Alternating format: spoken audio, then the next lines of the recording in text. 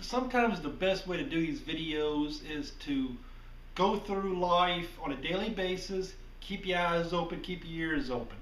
I have often said to myself many times that the best instructor of life is life itself. Just get out there and live.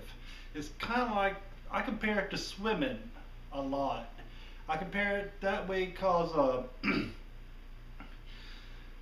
when you learn to swim, the best way to do it is jump in the water.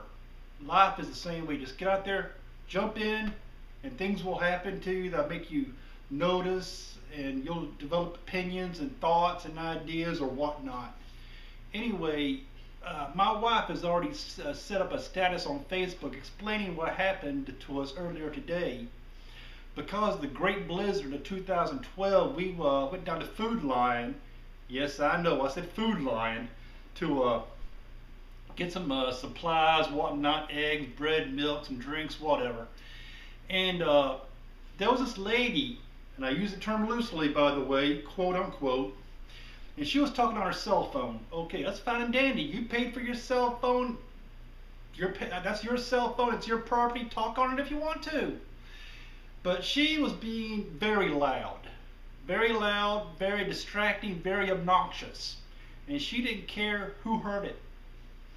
Now, when you go into a public place like a store, there could be other women, children, toddlers, or people like me, guys like me, who just don't flat want to hear it. There's a time and a place for this. But if I get on the camera and make one of these videos and I get on a tirade and I start using colorful language, I'm in the confines of my own home. My stepson, my wife, they're used to hearing this from me.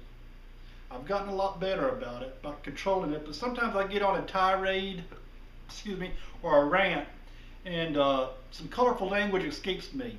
But anyway, back to what happened earlier tonight.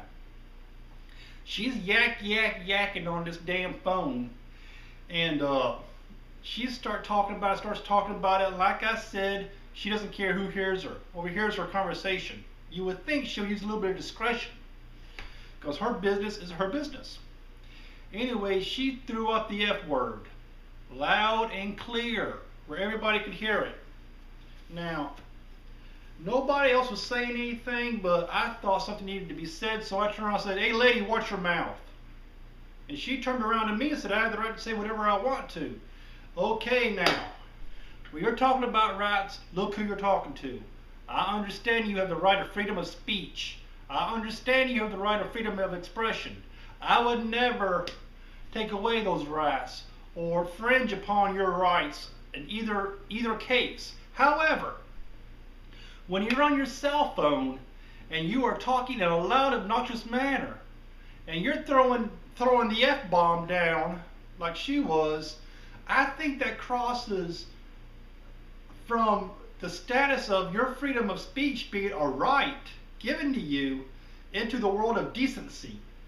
Because what she was doing was conveying a very indecent act in front of people, in front of the public.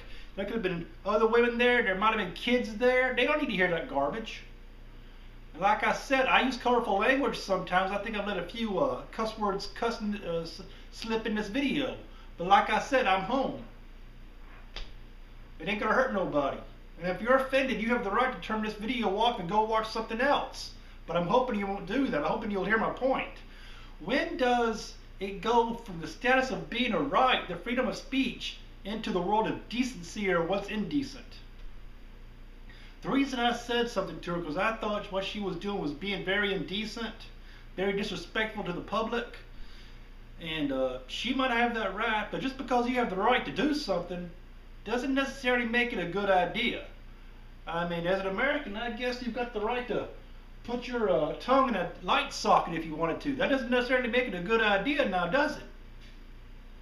Well,